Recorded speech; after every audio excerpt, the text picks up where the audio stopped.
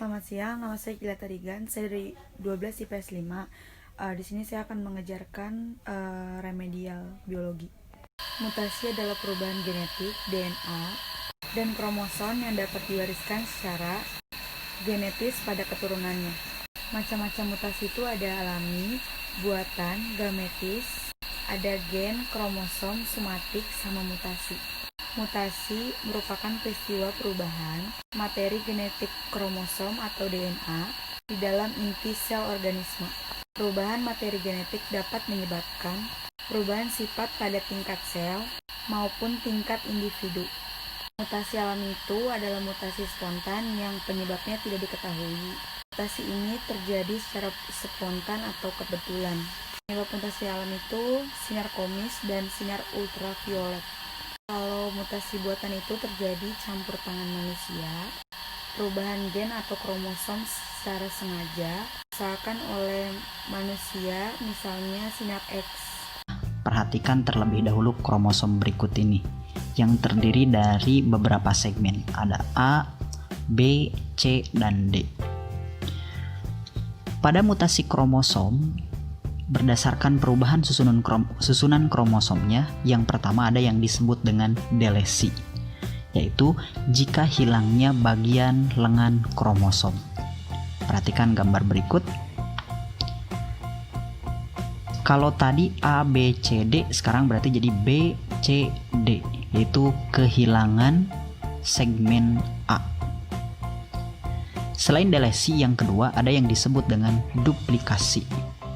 Kalau duplikasi yaitu penambahan lengan kromosom homolognya. Perhatikan gambar berikut.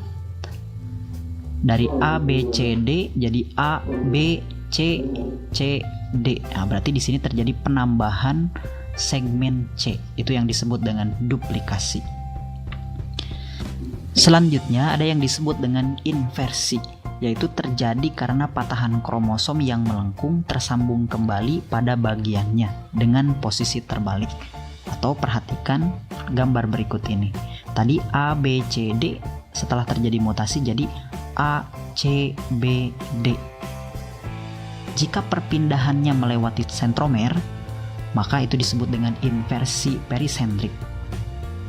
Kemudian perhatikan gambar yang satunya lagi. Di sini jadi B, A, C, D, artinya perpindahan segmen tidak melewati sentromer. Berarti itu disebut dengan inversi parasentrik. Dan yang terakhir disebut dengan translokasi. Mutasi kromosom translokasi terjadi karena patahan kromosom tidak menempel pada kromosom homolognya. Berarti di sini harus ada kromosom yang lain yang non homolog. Misalkan kita tambahkan satu kromosom lagi, ada G, H, I, J.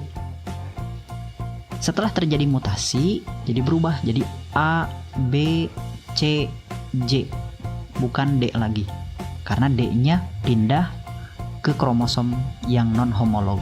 Jadi G, H, I, D, berarti menempati posisi J. Nah, itu yang disebut dengan translokasi. Selain berdasarkan susunan kromosom, bisa juga berdasarkan perubahan jumlah kromosom.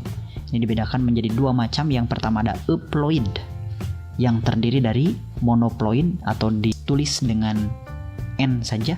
Ini contohnya pada lebah. Kemudian ada diploid atau ditulis dengan 2N. Ini contohnya pada manusia.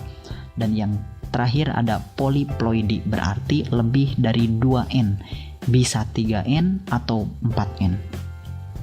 Dan yang kedua, ada yang disebut dengan aneuploid.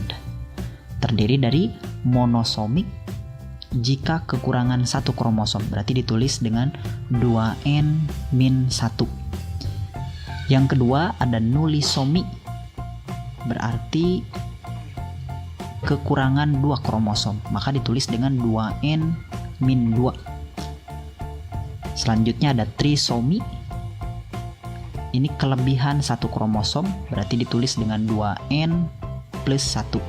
Dan yang terakhir ada yang disebut dengan tetrasomi atau kelebihan 2 kromosom.